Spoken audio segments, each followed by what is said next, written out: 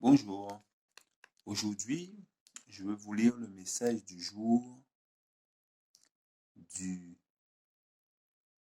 mardi 3 novembre 2020.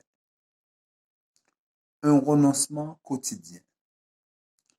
Je vous exhorte donc, frères, par les compassions de Dieu, à offrir vos corps comme un sacrifice vivant, saint, agréable à Dieu, ce qui sera de votre part un culte raisonnable. Pourquoi la jeunesse ne tire-t-elle pas une leçon de l'expérience d'Adam? Pour n'avoir pas supporté de Dieu la moindre épreuve, sa chute fut suivie d'un terrible châtiment. Mais Satan a une telle puissance de séduction que, malgré cet avertissement solennel, beaucoup prétendent qu'il faut faire preuve de largeur d'esprit et se montrer moins pointilleux envers les exigences de Dieu. En fait, ce n'est qu'une très petite offrande que nous pouvons présenter à notre Père céleste. À cause de notre responsabilité à son égard, nous avons l'obligation absolue de placer sous le contrôle d'une volonté intelligente nos appétits et nos passions. Le goût, plus que toute autre chose, obscurcit et pervertit l'esprit.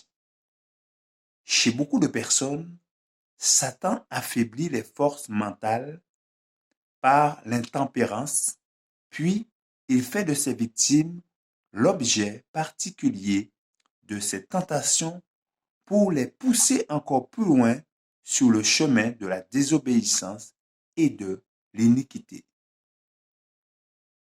Ceux qui ont été doués de talents précieux peuvent perdre la vie éternelle à moins qu'ils ne comprennent la nécessité d'un renoncement quotidien et la signification du mot « vaincre ».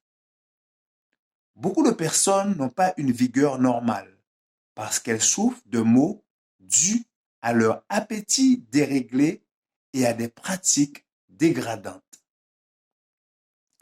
Quelle profondeur de jugement la jeunesse acquérait si elle adhérait étroitement aux lois de la santé, comme le firent Daniel et ses 3 compagnons. Avec quelle liberté, quelle facilité elles accompliraient ses devoirs, sa ferveur spirituelle serait plus intense et le bien qu'elle pourrait faire à autrui par le précepte et par l'exemple serait beaucoup plus considérable. Dieu veut faire abonder en toute grâce. Nous ne pouvons prétendre aux promesses de Dieu tant que nous n'accomplissons pas les conditions dictées par sa parole. Sortez du milieu d'eux et séparez-vous, dit Dieu. Ne touchez pas à ce qui est impur et je vous accueillerai. Le voulez-vous? Je vous remercie de votre attention. Je vous souhaite de passer une bonne fin de journée. Que Dieu vous garde et vous bénisse. C'est là ma prière pour vous. Je vous dis à bientôt. C'était le message du jour du mardi 3 novembre 2020.